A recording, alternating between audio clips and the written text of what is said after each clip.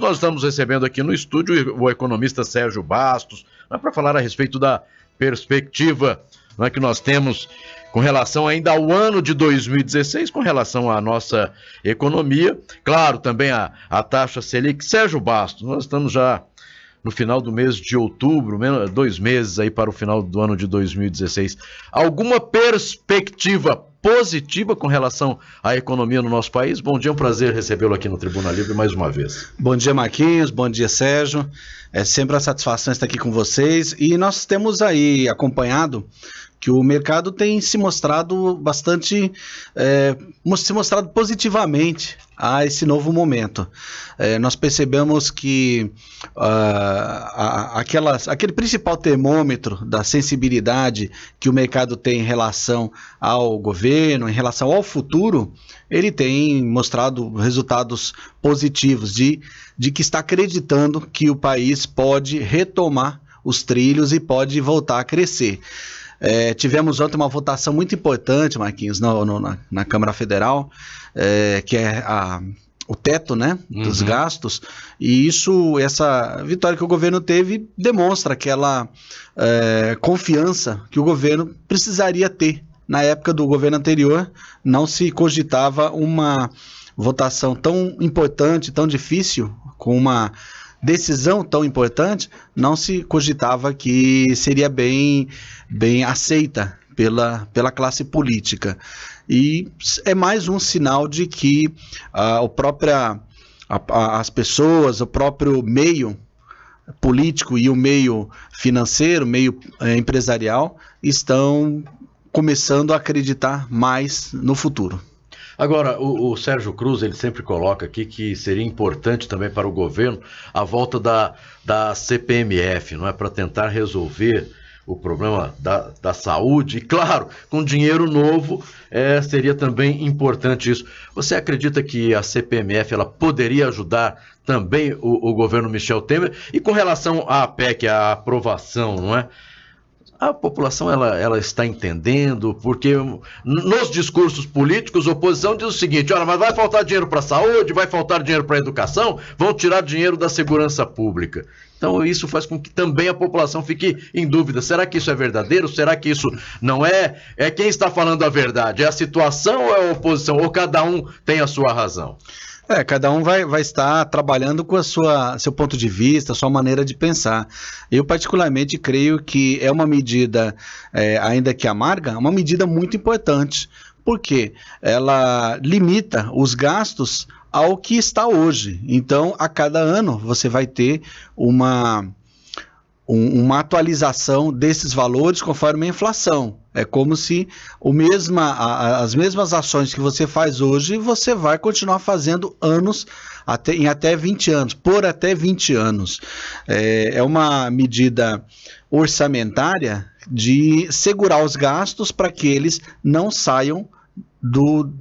entrem em descompasso, não saiam mais do controle.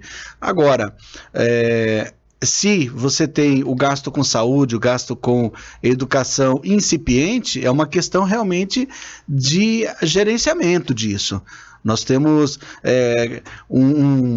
uma carga tributária, uma arrecadação extremamente alta para o padrão do serviço que nós recebemos. Então, é uma questão de gerenciamento mesmo nos gastos da saúde e da educação. Eu creio que essa medida ela é mais financeira, contábil, do que gerencial. Ela, na verdade, é como se chegasse em casa e falasse assim: gente, os nossos gastos de agora em diante vão se limitar ao que nós temos hoje, não adianta inventar mais nada.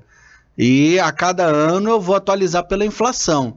Se você consegue controlar isso e a sua renda aumenta um pouquinho mais que a inflação, logo mais você já vai estar começando a ter um fôlego financeiro. Então, você esteriliza a sua despesa, vamos dizer, ela não vai subir mais. Sim. Esteriliza ela, enquanto que a receita, o seu recebimento tem alguma condição de aumentar. É uma maneira é uma tentativa do governo de reequilibrar as contas e ter um novo um novo fluxo de caixa. Aí. Isso, desculpa, você colocou isso lá no dia a dia. Então vamos dizer o seguinte: só que o arroz, o feijão, a carne, ele vai subindo. E como é que você fala, olha, só posso gastar 3 mil se o arroz, a carne, você vai começar a comer menos?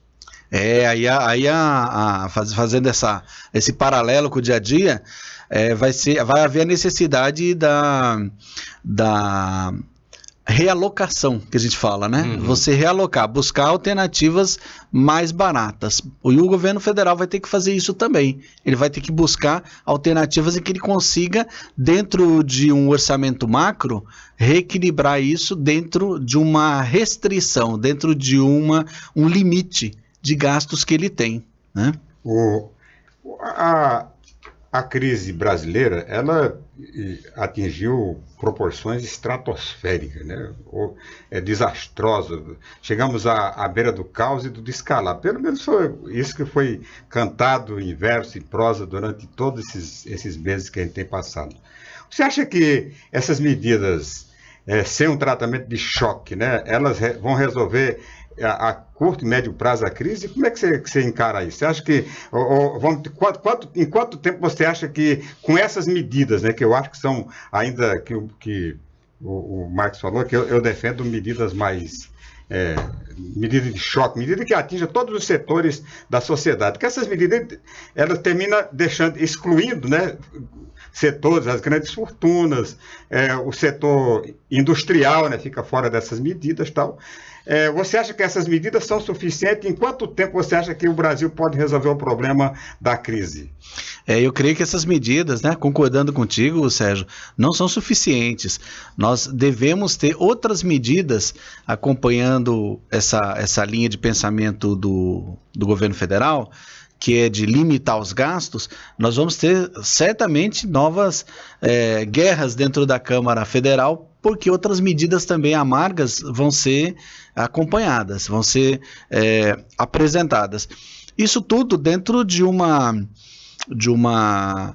ideia de que a grande festa, no bom sentido dos últimos anos, né, que o governo federal promoveu, gastando mais do que podia e inchando muito a máquina, né, acreditando que as receitas, que a arrecadação do governo federal ia bancar isso tudo, realmente é um momento de limpeza desses gastos, né? E mesmo no orçamento doméstico, né, nós sabemos que, como nós temos muita dificuldade de melhorar nossa receita, nosso recebimento, nós temos que cortar despesas. Isso realmente é uma atitude imediata, né?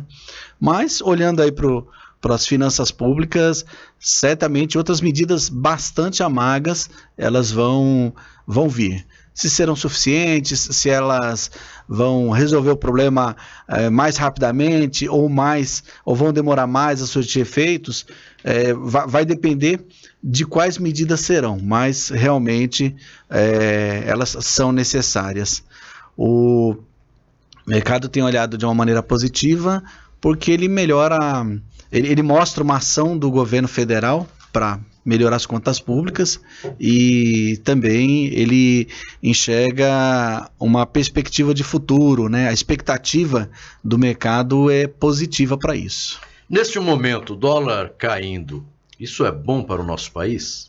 O dólar é uma parte dessa queda, né, que realmente eu estava olhando até as cotações dos últimos 6 meses, ele veio numa queda bastante acentuada, em parte por causa daquele decreto, daquela legislação de repatriação de recursos, que vai agora até o dia 28 de outubro. Então, aquele movimento de repatriação de recursos, se não me engano, coisa de 12 bilhões de dólares, né, que foi movimentado, isso daí traz recurso, e aí para transformar dólares em reais, e realmente a cotação do dólar acaba caindo. Então, esse movimento pontual agora até o final do mês acaba sendo realmente influenciador da cotação do dólar. Mas essa taxa de câmbio, ela vem buscando, a taxa de câmbio mesmo vem buscando uma posição de equilíbrio, uma posição que não interfira muito nas exportações e, ao mesmo tempo, não torne atraente novamente as importações. Nós acompanhamos nos últimos 5 anos uma taxa de câmbio baixa, né, Marquinhos? Tínhamos lá 1,50, 1,60, 1,70 reais por dólar. Isso daí estimulou muito a importação de bens e acabou sendo danoso à produção nacional, à indústria nacional. Os produtos chineses realmente invadiram o país e isso fez com que a produção local e, por consequência, agora a gente percebe o emprego acabasse sofrendo bastante.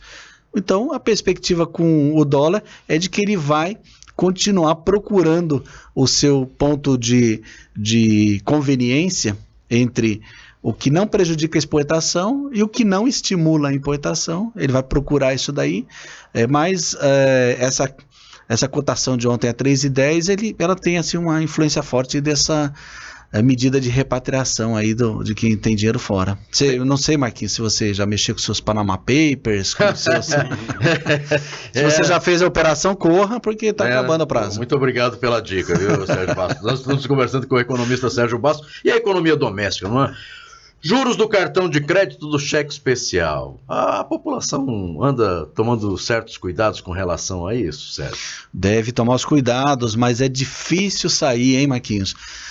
Quando nós entramos numa condição de saldo devedor na conta corrente, de rolar o saldo de cartão de crédito, com esses juros de 15%, 16%, Marquinhos, é difícil sair, não é brincadeira. O cartão de crédito, é melhor pagar um mínimo ou tentar entrar em contato com a operadora para parcelar a dívida? Sim, é melhor tentar parcelar a dívida. Porque o juro parece que é menor do que você ficar pagando o mínimo, não é? O juro é menor, só que essa atitude não é a única atitude que a pessoa tem que ter. Ela precisa estar preparada para não usar mais o cartão. Essa é o lado mais drástico, né? Mais radical.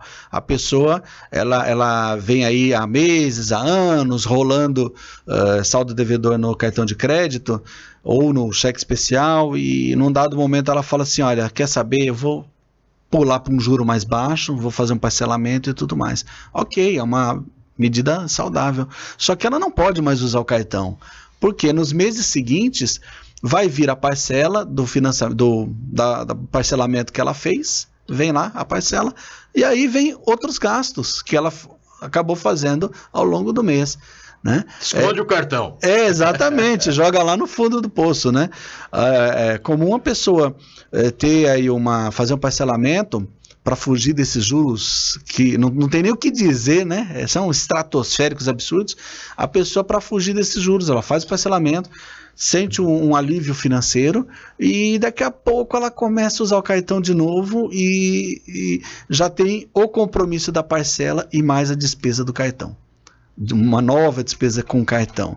Tem que ter, são duas atitudes, uma de mudar a taxa de juros fazendo algum parcelamento, mas obrigatoriamente acompanhada por uma redução drástica no gasto. Esconde, quebra o cartão, depois você pede outro, sai bem mais barato. Sérgio Bastos, muito obrigado pela sua participação e por esse bate-papo aqui no programa Tribuna Livre, sempre esclarecendo a nossa população. Eu que agradeço aos ouvintes, Sérgio, Marquinhos, estamos sempre à disposição.